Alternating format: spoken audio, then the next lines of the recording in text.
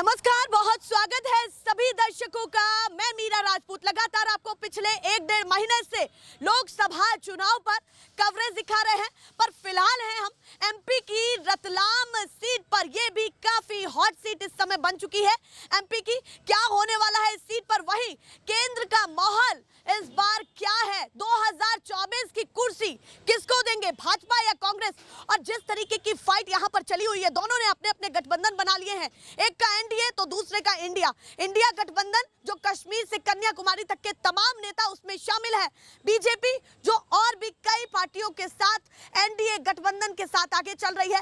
पर इस बीच में हर मंच से, बीजेपी का मंच हो या कांग्रेस का मंच हो, एक दूसरे पर तीखे पलटवार किए जा रहे हैं। पर जनता क्या सोच रही है, किसका काला चिट्ठा खोलने वाली है और किसको पसंद करने वाली है। तीसरी बार हैट्रिक की तैयारी कर रही है बीजेपी, ये लग भी पाएगी या नहीं। सीधे चर्चा की शुरुआत करते हैं और सबसे पहले आपसे कर लूं, कोई दिक्कत तो नहीं है? नहीं, बोलिए। नाम क्या है आपका? मनोज उपाध्याय। तो मनोज उपाध्याय जी, आवाज कम हो गई थोड़ी सी, नहीं? चलिए बताइए, माहौल क्या चल रहा है इस बार, आप अपनी सीट पर क्या चाहते हैं और पूरे देश में क्या माहौल होता हुआ? नरेंद्र मोदी जी के पांव के नीचे की जमीन खिसक गई है। कभी अडानी पे चर्चा कर रहे हैं, कभी नोट पे बात कर रहे हो, और हालत में भैंस और मटन पे पहुंच गए, कभी मंगलसूत्र पे पहुंच गए। तो आप समझ सकते हो नैतिकता के मापदंड उनके कितने खराब हो चुके हैं और भाषा किस तरह से बदल रही है हर रोज। बीजेपी नेता की भाषा बदल रही है, वो सवाल आप पर भी उठाएंगे कि भैया विपक्ष क्या कर रहा है। प्रधानमंत्री का स्तरहीनता भरा व्यवहार जो है और स्तरहीनता भरा भाषण आज दिखा रहा है कि भारतीय जनता पार्टी चुनाव हार रही है। 400 नहीं आ रहे, 150 के अंदर सिमट रहे हैं। 400 वाली नहीं, एकदम भूल। 400 तो आ गए तो पेट्रोल बेचेंगे 400 के भाव में। नहीं, वो कह रहे हैं जनता का समर्थन हमारे पास आ जाएगा तो और अच्छा काम करेंगे। आप मुझे एक बात बताइए, 512 की सीट है। हाँ। कर्नाटक में वो आ नहीं रहे, तेलंगाना आ नहीं रहे, साउथ में कहीं है नहीं। अच्छा, तो पहले सर्वे कर लिया, वो है ही नहीं है। आप कहाँ आ रहे हैं बताओ ना, अभी है क्या वो कहीं? हाँ। कहीं है उत्तर प्रदेश में, वहाँ पे भी ये लास्ट टाइम 73 थी, 73 के बाद 63 आए, इस बार 50 के नीचे यूपी में जा रहे हैं। बातें हो रही है कि भैया मोदी जी की गारंटी पर हर कोई विश्वास मोदी जी की गारंटी है ही नहीं है। दिया वो होगा। 15 लाख बोले थे, मिला 65 रुपए पेट्रोल था जो 112 रुपए आपको मिला। आटा 18 रुपए था, 50 रुपए मिला। क्या मिला? आप 2 करोड़ की नौकरियां दे रहे थे हर साल, 10 करोड़ लोगों को रोजगार मिला होता, आज 20 करोड़ हो गए होते 10 साल में। मुद्दों से नाराज है। अरे मैडम, को सारे मुद्दे खत्म हो चुके हैं। नरेंद्र मोदी फिनिश, चुनाव नहीं जीत रहे, जा रहे हैं चुनाव, सब संन्यास, झोला उठाएंगे। हर चौराहे पे उन्होंने बोला था मैं झोला उठा के चल दूंगा, ये वक्त आ गया है झोला उठाने का। अब आप कह रहे हैं कि भैया वो झोला उठाने की तैयारी कर रहे हैं, पर वो कह रहे हैं कि भैया ये कांग्रेसी जो है ये आपके मंगलसूत्र को भी बिचवाने की नौबत ला देंगे या फिर दे देंगे। ये बातें आप सोचिए, मंगलसूत्र महिलाओं का गौरव होता है, उनका गर्व होता है, उनके माथे का ताज होता है। जो वो आदमी उस घटिया चीजों पे हमला करने लगे, इस घटिया सोच के साथ कि मंगलसूत्र एक औरत का, एक महिला का सम्मान है, उस सम्मान को आप इतने निम्न स्तर पे लेके जा रहे हो, तो उस उनकी बातों पे कमेंट करना, उनकी भाषा पे कुछ बोलना अपने आप पे शर्म लगती है। उनके पास कोई भाषा नहीं, कुछ नहीं रहेगा तो मंगलसूत्र के बाद मंगलसूत्र के बाद पाकिस्तान पहुंच जाएंगे। अच्छा है, उनके पास है क्या मुद्दे बताइए आप मुझे बताइए। हिंदुस्तान का चुनाव यहाँ के विकास के मुद्दों पर होना चाहिए, बेरोजगारी पर होना चाहिए, डेवलपमेंट पर होना चाहिए, कि पाकिस्तान और मटन और मंगलसूत्र पर होना चाहिए? चलिए, अभी जिस तरीके से राम मंदिर 370 की बात, 370 तीनों काम काफी बड़े तौर पर वो देख रहे हैं। धारा 370 हटाने वाली भारतीय जनता पार्टी कश्मीर में चुनाव नहीं लड़ रही है, किसी भी सीट पर नहीं लड़ रही, भाग गई। इसका मतलब उसको उसका औकात पता चली है। अच्छा। मंदिर के मुद्दे पर मैं आप बोल रही हैं, मंदिर आप अपने घर का अगर गृह प्रवेश करवाती हैं तो जब तक आपका घर पूर्ण रूप से बनता नहीं है तब तक आप गृह प्रवेश नहीं करवाती हैं। इन्होंने क्या किया, अपूर्ण मंदिर को जहाँ कलश तक नहीं लगे रहे, शास्त्र सनातन धर्म को मानने वाले, हिंदू धर्म को मानने वाली बातें करते हैं लोग, अपूर्ण मंदिर में इन्होंने मूर्ति स्थापना कर दी। दूसरी चीज, अगर ये नारी श्रद्धा की बात करते हो, मंच से ये बताएंगे बेटी पढ़ाओ बेटी बचाओ, यत्र नारीस्तु पूज्यन्ते, ये व्याख्या करेंगे। हकीकत क्या है कि पहली महिला राष्ट्रपति महिला थी, क्यों नहीं उनको लेके गए पूजन करवाने के लिए? अगर सरकारी प्रोग्राम नहीं था तो इनको लेके जाना चाहिए था, महिला को नहीं लेके गए। ये लेके गए किसको? भागवत जी को। हाँ। उसमें भागवत जी का क्या रोल? अगर सरकारी प्रोग्राम, ट्रस्ट का प्रोग्राम था, भागवत जी तो कहीं ट्रस्ट में हिस्सेदार भी नहीं है। आप सारे सवालों पर लगातार जवाब दे रहे हैं, एक आखिरी सवाल है, इस सीट पर क्या माहौल बना हुआ है? कांग्रेस पार्टी जीत रही है। कांतिलाल भूरिया जी लाखों मतों से सांसद बनने जा रहे हैं, सबसे बड़े ट्राइबल लीडर हैं, हम ये सीट जीत रहे हैं। तो आपको क्यों लगता है कि भैया बीजेपी नहीं जीतेगी? पिछली बार बीजेपी के पास काम ही नहीं, जिसने अपने सांसद बदल दिए। जिनके पास काम होता तो सांसद को चुनाव देते, दो चुनाव पाएंगे। कैंडिडेट आपको ज्यादा पसंद आया? कैंडिडेट 100% जुट रहा है। निकाल ले जाएंगे ट्राइबल रतलाम से। सबसे बड़ा ट्राइबल लीडर इस एरिया में लड़ रहा है, गरीबों की सुनने वाला, रात को 2 बजे उनके लिए उठ के आने वाला। चुनाव कांतिलाल भूरिया जीत रहे हैं। वो कह रहे हैं भैया आदिवासियों का नेता वो चुनाव लड़ रहा है तो सीधे वो तो उन्हीं को समर्थन अपना देंगे। नाम क्या है आपका? धर्मेंद्र सिंह। तो चलिए माहौल बता दीजिए मुझे, इस बार क्या माहौल बना हुआ है आपकी सीट पर, और केंद्र में इस बार किसको चाहते हैं? 24 का डगर किसके लिए आसान और किसके लिए मुश्किल? देखिए, सिर्फ भारत ही नहीं, पूरा विश्व चाह रहा है कि नरेंद्र जी मोदी आए, और इस बार हम 400 से ऊपर सीटें ला रहे हैं। 400 से ऊपर? हाँ, और पूरा माहौल लग पूरा माहौल है, और यहाँ पे भी 29 की 29 सीटें मध्य प्रदेश में हम जीत रहे हैं, भारतीय जनता पार्टी। पंजा ही चलेगा। अच्छा, पंजा ही चलेगा? यस। पंजा क्यों चलेगा? क्योंकि शुरू से है, पंजे के बिना अधूरा है सब। अच्छा, आपके लिए तो पंजे के बिना सब कुछ अधूरा है। हाँ, तो पंजा ही पसंद है आपको? पंजा ही पसंद। बीजेपी नहीं चलेगी? बीजेपी भी तो दोनों की सरकार की ना है। हाथ से फूल से क्या रोटी खाते हैं क्या? फूल सूंघ के फेंक देते हैं, हाथ से करनी कमाई से क्या खाएंगे? हाँ, हम क्या खाए? बिना हाथ से फूल तो 2 घंटे में मुरझा जाता है, लेकिन पंजा साथ नहीं पाता है। कह रहे जो फूल खिला रहेगा वो आपके लिए बहुत वो कुछ तो मुरझा जाएगा, 2 घंटे में चला जाएगा। चलिए भैया, ये जनता के तर्क हैं, अपने अपने जो बोल रहे हैं वो। आप बताइए जी, नाम क्या 300 बार है? कांग्रेस। ओंकार मालवी। तो आपको कौन पसंद आ रहा है इस बार, बीजेपी या कांग्रेस? कांग्रेस। कांग्रेस पूरा पक्का? पक्का। या फिर कोई और? नहीं 300 पार होगा। 300 पार होगा? कांग्रेस का या बीजेपी का? कांग्रेस। कांग्रेस। 551 वोट से। अरे आप भैया देखिए, उन्होंने तो वोटें भी बता दी है। ये माहौल रतलाम की सीट पर है। बताइए जी, माहौल क्या है? सब अपनी अपनी राय रख रहे हैं। आपकी राय क्या कहती है कि इस बार क्या होने वाला है पूरे देश में? जय सिया राम, जय सिया राम। लेकिन क्या मैं राम जी को देख करके अपना वोट डालने जाऊं? अगला बात चर्चाएं मुद्दे पे क्यों नहीं हो रही है?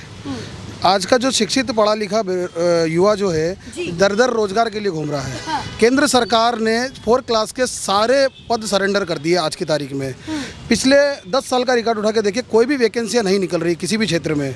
किसी प्रकार से हर बेरोजगार जो है अपनी डिग्रियां लेके जगह जगह घूम रहा है। हर तरफ निजीकरण होता चला जा रहा है। मतलब आप मानते हैं कि एमपी में भी रोजगार की हालत खराब है? बिल्कुल पूरे देश में बिल्कुल। ऐसा ही मैं है? तो पूरे देश में स्थिति दिख रही है। हर तरफ युवा जो है उसको सिर्फ एक भगवाधारी बना दिया गया है। क्या हम ठीक है, हम भगवा पहन लेते भगवाधारी में क्या दिक्कत हम है? है, कोई दिक्कत नहीं ना। हम भी है भगवाधारी, हम भी हमारे घर पे भी केसरिया झंडा ले रहा था। इसका मतलब ये नहीं कि उससे हमारा रोजगार मिल गया या हमारा पेट पल गया या हम 1200 रुपये गैस की टंकी खरीद लेंगे उसके अंदर में। बात मुद्दे पे होना चाहिए, बात महंगाई पे होना चाहिए, बात रोजगार पे होना चाहिए, शिक्षा पर, डेवलपमेंट पे होना चाहिए। अब हमारे पूर्व में भी जब चुनाव यहाँ रतलाम में हुआ था, नरेंद्र मोदी जी भी यहाँ पे आए थे। उन्होंने गारंटी पिछली बार भी ली थी कि इस सांसद को जिताइए, मेरी गारंटी। रतलाम में क्या गुमान सिंह जी डामोर की हम क्या चर्चा कोई करें? काम नहीं दिखाया? एक काम हमें दिखे तो सही, एक तो काम दूसरे देखिए। कैंडिडेट दे दिए बीजेपी। देखिए मैडम, फिर परिवारवाद वाली बात आ जाती है कि भाई जब भाजपा के लोग जब परिवारवाद वाली बात करते हैं तो इन्होंने क्या एक ही परिवार मिल रहा है इनको? उस घर के अंदर आप देखिए, स्वयं जो पति जो है विधायक मंत्री है, मध्य प्रदेश शासन में वन मंत्री है, जनपद सदस्य है, जिला पंचायत सदस्य है, खुद प्रदेश में पदों पर है, पूरा घर जो है पदों से भरा पड़ा है, ऊपर से सांसद का भी उसी घर में। तो क्या भारतीय जनता पार्टी को बीजेपी में परिवारवाद दिख रहा है? दिख रहा है ना, सपा दिख रहा है। जो आप आरोप अभी तक दूसरों पे लगा रहे थे, क्या आप स्वयं नहीं कर रहे हैं? बीजेपी उस बात पे नहीं कर रही। कांतिलाल भूरिया की देखिए मैडम, कांतिलाल जी भूरिया को हमने इतने सालों से आजमाया है यहाँ पे हर परिस्थितियों में, रतलाम में और हमारे मैं जहाँ पे रहता हूँ वहाँ पे भी कई जल स्रोत की सौगातें उन्होंने दी है। मैं ये नहीं मानता हूँ कि किसी प्रकार से कोई अपवाद उनमें दिखता है। और ज़मीनी स्तर पे रेलवे स्टेशन पे जाएं, उनकी कई सौगातें दिखती है। DRM ऑफिस आज इतना बड़ा आदर्श रेलवे स्टेशन उनके माध्यम से। मैं जो ज़मीनी कार्यकर्ता आदिवासी आज उनको चाहते हैं आदिवासी क्षेत्र में, तो कुछ कार्य है जब तो चाहते हैं मैडम। तो लगता है कि कांतिलाल भूरिया सीट निकाल ले जाएंगे? बिल्कुल पूरी उम्मीद है, और हम तो पूरी उम्मीद है, और हम उसी मुद्दे के आधार पर उनको मतदान करेंगे। और 400 पार मोदी जी की गारंटी। देखिए ये तो आरक्षण, देखिए ये आरक्षण विरोधी सरकार है। भैया बातें तेज हो गई। ये मैडम, ये आरक्षण है जो पूरा चर्चा का विषय ये इन्हीं के भाजपा के लोग कह रहे हैं कि 400 से ऊपर हमें अगर सीटें मिलती है तो हम संविधान में परिवर्तन करेंगे, आरक्षण को समाप्त करेंगे। तो ये आरक्षण विरोधी लोग हैं, आदिवासी, दलित, पिछड़ा वर्ग समुदाय के विरोधी लोग हैं, ये आरक्षण के विरोध में हैं। तो मेरा आदिवासी समाज की भी काफी अच्छी खासी तादाद है। आपको क्या लगता है कि आदिवासी समाज क्या सोच करके किसके रूप में? अगर आदिवासी अपना हक अधिकार चाहते हैं और आदिवासी समुदाय अगर चाहता है कि हमारा नेता जो हमारे बीच का है, तो वो निश्चित ही कांग्रेस को, और परंपरागत सीट रही है, करेंगे वोट कांग्रेस को। आप बताइए जी, नाम क्या है और क्या माहौल है? नीलेश शर्मा। तो शर्मा जी बताइए। कांग्रेस का माहौल है रतलाम में। रतलाम का माहौल है। हाँ। और आवाज डाउन हो के तो नहीं लग रहा है कि कांग्रेस का माहौल गर्म है, और माहौल गर्म है, और कांग्रेस निश्चित ही कांग्रेस का सांसद वजह क्या रतलाम है? देने आप जा क्यों रहे हैं। चाहते हैं इंडिया गठबंधन? जिन बातों को लेकर भाजपा सरकार में आई थी, वो सारी बातें आज इन पे लागू होती। परिवारवाद, ये कहीं पीछे नहीं है। परिवारवाद में महंगाई में ये हम कांग्रेस से भी आगे निकल गए हैं। पेपर लीक, उससे आगे निकल। नीट का पेपर जो कभी लीक नहीं हुआ, अभी वर्तमान में 3 दिन पहले वो पेपर भी लीक करवा दिया, वो भी इतिहास रच दिया। पेपर लीक, वैकेंसियाँ नहीं आ रही है, रोजगार नहीं मिल रहा है, शिक्षा का स्तर गिरता जा रहा है, मीडिया का स्तर भी गिरता जा रहा है। कहीं भी ये देश को ऊपर ले जा नहीं पा रहे हैं। ये आतंकवाद की बात करते हैं, पुलवामा का अभी तक कोई रिपोर्ट सामने आई नहीं है। अभी ये बात करते हैं कि भैया अब कोई भी जवान शहीद नहीं हो रहा। अभी 2 दिन पहले बालाकोट में हमला हुआ, हमारे 2 जवान शहीद हुए हैं। ये बातें जो वर्तमान में जो मुद्दा होने चाहिए, जो ज़मीनी स्तर है, उन पे बात नहीं हो रही है। ये हवा की बातें कर रहे हैं। इसलिए इस बार रतलाम और झाबुआ संसदीय क्षेत्र के लोगों ने ठान लिया है कि यहाँ पे सांसद देंगे तो कांतिलाल भूरिया को ही सांसद देंगे। अगर सांसद ही देने वाले तो उन्हीं को देने वाले हैं, पक्का। बीजेपी के नेता? बीजेपी की लोकसभा में सीट नहीं आ रही है रतलाम की। 101% यहाँ कांतिलाल जी भूरिया जीत के आ रहे हैं। बीजेपी के नेता कह रहे हैं कि भैया अगर बीजेपी को जो सपोर्ट नहीं करेगा और अन्य पार्टियों को, अन्य में आप समझ रहे हैं, उन्होंने जिक्र भी किया, तो वो देशद्रोही कहीं ना कहीं नहीं। अब ये सर्टिफिकेट हमको भाजपा नहीं देगी। हमारे पूर्व में हमारे नेता, हमारे परिवार के लोगों ने देश की आज़ादी के लड़ाई लड़ी है, तो हमको ये सर्टिफिकेट नहीं देंगे और ना इनकी सर्टिफिकेट की हमको ज़रूरत है। हम देशभक्त थे और देशभक्त रहेंगे। बदलाव की पूरी तैयार है। देशभक्ति का सर्टिफिकेट बांटने का काम भारतीय जनता पार्टी का है क्या? और वो बात करेंगे जिन्होंने गुलामी के वक्त, जब हम अंग्रेजों का शासन था, तो उनको मुखबिरी का काम करते थे। गुलवर्कर की बंच आप थाटा पढ़ लो, उसमें लिख के उन्होंने दिया कि हम अंग्रेजों की सरकार का सपोर्ट करते हैं, और वो हमें समझाएंगे देशभक्ति है। सवाल ये है कि इस बार जीतेंगे कैसे? स्ट्रेटजी क्या है आपकी? आपके नेता भ्रष्टाचार के आरोप में एक के बाद एक जेल में हैं। इंडिया गठबंधन के चेहरे कितने सारे, तो जीतेंगे कैसे? प्रधानमंत्री 4 दिन पहले मध्य प्रदेश में अनाउंसमेंट करते हैं कि 70,000 करोड़ के आरोपी अजीत पवार को मैं जेल में डालूंगा। 3 दिन बाद वो भारतीय जनता पार्टी में आते हैं, उनको वित्त मंत्री बनाया जाता है और वो मुख्यमंत्री डिप्टी सीएम बन जाते हैं। ईमानदारी ये है। अशोक चौहान के ऊपर पार्लियामेंट में व्हाइट पेपर ले आता है कि आदर्श घोटाले में इनके ऊपर केस दाखिल होगा। वो 1 दिन बाद बीजेपी में आते हैं, उनको राज्यसभा दिया जाता है। तो आप समझो ईमानदार कौन है, ईमानदारी की परिभाषाएं क्या है। जो इनके साथ आ जाए वो ईमानदार, जिनके खिलाफ ईडी जाती है, सीबीआई जाती है। आप उनके प्रफुल्ल पटेल के ऊपर ले लो, 8,500 करोड़ का घोटाला था। जिस दिन वो उनकी पार्टी में आ जाते हैं, उनको सपोर्ट कर देते हैं, उनको क्लीन चिट मिल जाती है। 72 घंटे में आपका मूड मिजाज चेंज होगा या नहीं होगा? सुनिए तो अभी पूरी बात सुनिए। अजीत पवार ने अपनी इतने चालाक भाई, वो क्या बोलते हैं, सातिर मिले कि उन्होंने अपनी पत्नी का भी 25,000 करोड़ का माफ करवा लिया, क्लीन चिट।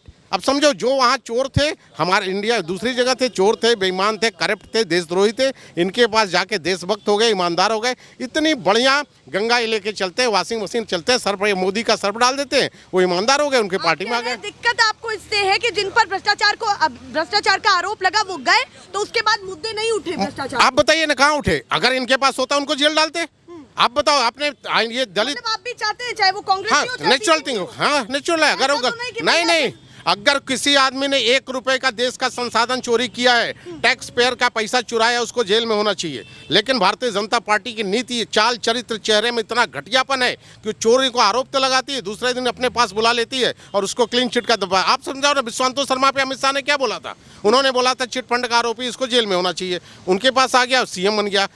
बंगाल में सुब्रतो राय के साथ क्या किया था? आप खुद बताओ ना। लड़ने वाला जो आदमी इनके बात नहीं मानता, इनके साथ नहीं आता, उसको हेमंत सोरेन के जिससे आप जेल डालते हो। उन्होंने कहा कि भैया जो बीजेपी के साथ नहीं आएगा, तो उन्होंने सीधे कहा कि भ्रष्टाचार के आरोप की फाइलें खुलनी शुरू हो जाएंगी।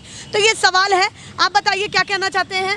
इस बार रतलाम में क्या होगा? सीधे रतलाम की ही बात करती हूँ। मैडम, रतलाम में इस बार परिवर्तन का माहौल है। अच्छा, पूरा परिवर्तन होगा। हाँ। 2 बात इस देश में आज 2 चल रही है। हाँ। एक तो मोदी का परिवार, एक दूसरी मोदी की गारंटी। अच्छा, 2 बातें चल रही है। मोदी का परिवार, अगर मोदी का परिवार अगर होता तो अपनी मिसेज को छोड़ के नहीं भागता। मोदी की गारंटी, अगर मोदी की गारंटी होती तो उन गारंटी का क्या हुआ? आपने कहा था कि देश का काला धन 100 दिन में लेके आऊँगा, 10 साल हो गए। 100 दिन के बाद गया, 10 साल हो गए। आपने और भी कई वादे किए थे। आपने बोला था, नोटबंदी के समय बोला था मुझे 50 दिन दे दीजिए। जीएसटी आपने लागू कर दी, सारी चीज़ें आपने लागू कर दी, उसके बाद भी कोई परिवर्तन नहीं आया। आज रोजगार, बेरोजगार है, यूथ हैं। आप क्या सोचते हैं कि रोजगार पर कितना काम हुआ, या फिर ये कहते हैं कि भैया जो जिस तरफ यूथ चलता है उसी तरफ राजनीति की हवा चलती है। और 2014 से देख रहे हैं तो लगातार बीजेपी को सपोर्ट मिलता आया है यूथ का, काफी अच्छा खासा। आप इस बार क्या बदलाव के रोजगार में नरेंद्र मोदी ने एक ही विकास किया। पहले हमारी आस्था का केंद्र था, हम स्नान करते थे, मंदिर जाते थे और हनुमान चालीसा वहाँ करते थे, जय श्री राम का जाप करते थे। पहले ये हमारी आस्था थी। 10 साल में परिवर्तन आया कि आज किसी की आवाज़ दबानी हो, थाने के बाहर करना तो यूथ खाली जय श्री राम थाने के बाहर करता है, रैलियों में, राजनीतिक रैलियों में जय श्री राम करता है। यह यूथ का विकास हुआ। रोजगार उनके पास नहीं है, आज उनको थाने में जय श्री राम करना पड़ रहा है, रैलियों में जय श्री राम करना पड़ रहा है। अगर रोजगार होता तो ये नहीं होता। भगवान हमारी आस्था का केंद्र है, लेकिन हम मंदिर जाके उनकी अपनी आस्था अपनी प्रकट करते हैं, रैलियों में और मंदिर। राम मंदिर का प्रभाव बड़ा हो जाए, पता न चले, पर अंदर खाने जनता के दिमाग में है कि भैया इतना बड़ा और भव्य मंदिर बना है और उसका प्रभाव भी जाएगा। क्या कहना चाहते हैं? नहीं, प्रभाव एक अलग चीज़ है, सब जाते हैं, लेकिन आज जो आप बीजेपी इतना राम मंदिर ये कर रही है, हमारे रतलाम में यहाँ राम मंदिर है, बीजेपी के 10 नेता पूरे साल उस राम मंदिर में नहीं जाते हैं। केवल एक ही राजनीतिक मुद्दा बना रखा है और मुद्दे के धर्म के आधार पर चुनाव जीतना चाहते हैं, लेकिन इस बार धर्म के आधार पर चुनाव नहीं जीतेंगे। देश विकास चाहता है, देश रोजगार चाहता है, देश शिक्षा चाहता है। तो इंडिया गठबंधन की वापसी लग रही है कि हो पाएगी? बिल्कुल जरूर होगी इस बार, पक्का? बिल्कुल पक्का होगी। जेल में है मैडम सब आज वो समय के साथ एक यही तानाशाही, हिटलरशाही जो है ना, वो हिटलरशाही हावी हो रही है। लेकिन जब हिटलरशाही हावी हुई है, हिटलरशाही की आप बात करें, मोदी जी कह रहे हैं कि वो बार बार निकलने की बाहर कोशिश कर रहे हैं, अपील कर रहे हैं, कोर्ट तक पहुंच रहे हैं कि हमारे नेता को छोड़ दीजिए, पर भ्रष्टाचारियों को हम छोड़ेंगे नहीं। ये मैडम इंसान जब जंग में होता है उसको जेल के सलाखों के पीछे भी जाना पड़ता है। जो लड़ाई लड़ता है उसको सालों जेल में, कई क्रांतिकारियों ने कई महीनों जेलों में बिताई है और उन्होंने आज़ादी की लड़ाई लड़ी है, और ये भी एक दूसरी आज़ादी की लड़ाई है। इसको आज़ादी की लड़ाई, ये आज़ादी की लड़ाई है। ये देश उद्योगपतियों का गुलाम हो रहा है, पहले अंग्रेजों का गुलाम था, अब उद्योगपतियों का गुलाम हो रहा है, और उससे आज़ादी दिलाने के लिए कई क्रांतिकारी इसमें लड़ाई लड़ रहे हैं। पर आप कह रहे हैं उद्योगपति का गुलाम हो रहा है, मोदी जी खुद कह रहे हैं कांग्रेस बताए कि कितना पैसा लिया है अंबानी अडानी से, वो तो किया है। ईडी, सीबीआई, रॉ और इनकी पुलिस को बर्खास्त कर देना चाहिए और ख़त्म कर देना चाहिए अगर नरेंद्र मोदी ऐसे आरोप लगाते हैं, क्योंकि सारी व्यवस्था इनके पास है। अगर इनको मालूम है बोरों में पैसा आ रहा है, ट्रक में पैसा आ रहा है, तो उसको गिरफ्तार करना चाहिए ना। और अडानी अंबानी कल तक तो इनके थे, इनके फंडर है। आप इलेक्ट्रल बॉन्ड में देख लो पैसा कौन दे रहा है, सेल कंपनियों से पैसा डाला जा रहा है। इन्होंने किया क्या है? जो भारतीय जनता पार्टी, कांग्रेस 138 साल पुरानी पार्टी, उसके पास हर जिलों में खुद के कार्यालय नहीं है। ये 1980 में बनी हुई पार्टी है। इनके आने के बाद 2014 में 780 जिले हैं शायद, हर जिले में भारतीय जनता पार्टी के दिव्य ऑफिस बन चुके हैं, 5 स्टार ऑफिस बने। वो पैसा कहाँ से आया, आप बताओ? पैसा कहाँ से आ रहा है? नेचुरल थिंग है इनको, व्यापारी नेचुरल थिंग है, अडानी अंबानी के पैसे व्यापारियों के, सेल कंपनी। आप मुझे बताओ, ये इतने घटिया लोग हैं, हिंदुत्व की बात करने वाले, बीफ कंपनियों से पैसा ले लेते हैं, गौ भक्ति की बात करते हैं। आप बताओ, अभी जिस तरीके से कहा जा रहा है कि भैया 70 साल और 10 साल के कामकाज में अंतर देख लीजिए, वो 70 साल में कुछ नहीं कर पाए, 10 साल में हमने। मैं आपको बताऊं, बुरा लगेगा, इंटायर पॉलिटिकल साइंस में एमए किए हुए प्रधानमंत्री की खासियत यही होगी, उनको आज तक ये नहीं पता चला कि 70 साल कांग्रेस ने नहीं राज किया, 48 साल 11 महीने 18 दिन राज किया है। 70 साल में अटल बिहारी वाजपेयी से लेके उनकी जनता पार्टी, जिसमें वो भी मंत्री थे, बीपी सिंह थे, देवगौड़ा थे, सारे लोगों को समर्थन उन्होंने दिया था। तो हम जिम्मेदार नहीं होते, लेकिन उनको मालूम ही नहीं, उनको तो फेंकना है, भाषण फेंकना है। उनका भाषण कोई पढ़ देता है, टेलीप्रॉम्प्टर पढ़ जाता है, जहाँ जिस दिन गड़बड़ हो जाता है आपको भी देख लेते हो क्या बोलते हैं। तो मोदी लहर नहीं लग रही कि अरे कोई लहर वहर है ही नहीं है, जा रहे हैं, झोला उठा के जाने वाले हैं। चलिए, उनकी तो नाराजगी बार बार दिख रही है, रह कर के बीच में, कैमरे के बीच। आप बताइए जी, इस बार क्या माहौल है, बीजेपी या कांग्रेस, किसको ज्यादा पसंद कर रहे हैं? पसंद की बात तो तब होगी जब लोग स्थानीय मुद्दों पर चर्चा करेंगे। रतलाम जिले की 5 विधानसभाएं और 3 लोकसभाएं यहाँ लगती है। आलोट उज्जैन में लगती है, जावरा मंदसौर में लगती है। रतलाम की रतलाम शहर, ग्रामीण और सैलाना, ये रतलाम लोकसभा में है। इनमें झाबुआ अलीराजपुर की 5 विधानसभा और लगती है। जहाँ तक मुद्दों की बात की जाए तो यहाँ पर मुद्दा सबसे बड़ा है पलायन, आदिवासियों का विकास। 2 मुद्दे हैं जिन पे विकास रुका हुआ है। सड़क, बिजली, पानी को लेकर बात की जाए तो पर्याप्त है, लेकिन उतनी नहीं है जितनी कि रोज़ आनी चाहिए। इन मुद्दों पे मूलभूत सुविधाओं पर काम नहीं दिखा आपको कुछ? मूलभूत सुविधाओं में सड़क, बिजली, पानी पे तो हो रहा है। संसाधन है, संचालित करने वाला कौन है? संचालित करने वाला कोई है नहीं। संचालित करने वाला लोग अगर मिले लोग तो उनको कहीं ना कहीं लोगों को जैसे सुविधा है। अगर स्वास्थ्य के लिए तुमने मशीनरी उपयोग कर दी है, लेकिन ट्रीटमेंट कैसे हो अगर उनको संचालित करने वाले लोग नहीं हो? ये चीज़ें हैं। लेकिन जो इस बार का चुनाव है वो पूरा चुनाव हिंदू मुस्लिम चुनाव है या राम मंदिर का चुनाव है या मोदी के ऊपर चुनाव है। कांग्रेस अगर प्रत्याशी कुछ और लाती, कि लोगों को कहना है कि रतलाम ज़िले से 1956 के बाद में अभी तक दोनों पार्टियों ने एक प्रत्याशी को नहीं टिकट दिया है। सबसे बड़ी बात रतलाम की यही होती है कि रतलाम में ऐसा क्यों नहीं है कांग्रेस भारतीय जनता पार्टी में एक प्रत्याशी महिला पुरुष में कि उसको प्रत्याशी नहीं बनाया जाए।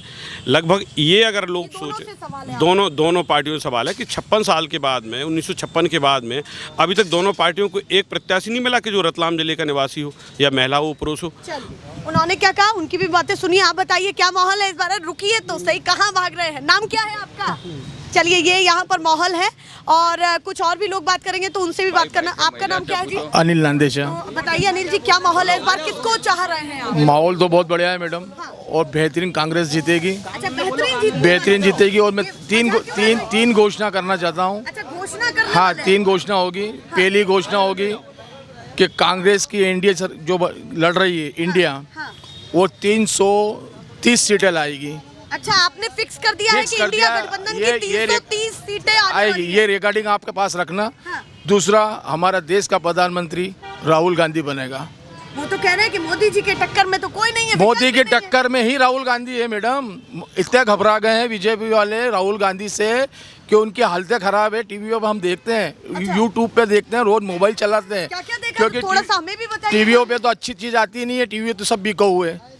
टीवी वाले नहीं, हम बोलेंगे, हम देख रहे हैं, हम बोलेंगे। तो क्या क्या लगा कि ऐसा लगा कि भैया इंडिया गठबंधन जीतने वाला है और बीजेपी पीछे जाने वाली? इंडिया गठबंधन इसलिए जीतेगा मैडम कि इंडिया गठबंधन में नेता लोग सब अच्छे हैं, पारिवारिक लोग हैं, सम्मान देते हैं। जनता में भी तो पारिवारिक हैं। नहीं, सम्मान मैं खड़ा हूँ आपके सामने। आज से 2019 में मेरी दुकान चलती थी, टेंट हाउस चलता था मेरा।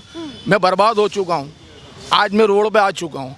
मेरी ये स्थिति, जब मैं 2019 के पहले था तो 18 में बहुत अच्छी स्थिति थी, बल्कि उसके बाद मेरी स्थिति बहुत ख़राब हो गई है। तो मैं ये बीजेपी तो आप पूरा बदलाव तो 101% होना। राहुल गांधी प्रधानमंत्री बनना है, इंडिया की टीम आना है, इंडिया की टीम आएगी। आपको मैंने 330 सीटें बोली है, आप लिख के रख लेना। 330 सीटें इंडिया की आएगी। चैलेंज है ये, चैलेंज। हम चैलेंज दे रहे हैं, रतलाम की जनता चैलेंज दे रही। 330 सीटें। अब आपके रतलाम में क्या होने वाला है वो भी बता दीजिए। रतलाम में कांतिलाल भूरिया। क्या माहौल लग रहा है? बहुत बढ़िया माहौल है। दूसरे भी तो कैंडिडेट उतरे हैं, वजह बताएंगे कि भैया कोई क्या मतलब है? नहीं, अच्छा। सबको पंजा दिख रहा है। अच्छा, सबको पंजा। दिल से वो बोलेंगे नहीं, बल्कि पंजा, ओनली पंजा। और आपके रतलाम क्या है दादा? ये देखो जनता का इधर। क्या बताइए जी, नाम क्या है और माहौल क्या है इस बार? बसंत पंड्या।